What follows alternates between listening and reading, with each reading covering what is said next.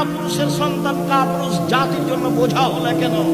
চাঁদাবাজি করো কেন বেটা? ভিক্ষে করে খাও। ভিক্ষে করে খাবা কেন? দিন মজুরি করে খাও। দিন মজুরি করে খাবা কেন? ব্যবসা করে খাও। চকলেটের ব্যবসা করো, বাদাম বিক্রির ব্যবসা করো, সারাদিনে 300 টাকা ইনকাম হবে। চাঁদাবাজি করো কেন? জুয়াচুরি করো কেন? টাকাবাজি করো কেন? মানুষের ক্ষতি করো কেন? মানুষকে জেল হাজতে দাও কেন? মানুষকে অপমান করা কেন? মানুষকে ক্ষমতা দেখাও কেন? দলীয় দাপট দেখাও কেন? কেন বলো? কাপুরুষের সন্তান কাপুরুষ। তোমার জন্য তোমার বাপ মা একটু বললেন চায় না কেন? জাতির কাছে বোঝা কেন?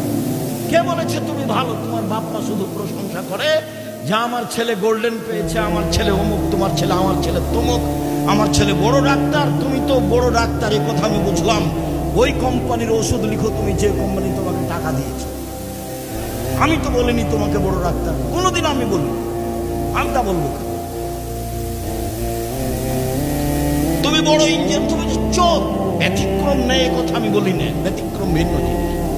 স্বাভাবিক চরিত্র তোমার। ধান খারাপ করে বাঁচার চেষ্টা করো।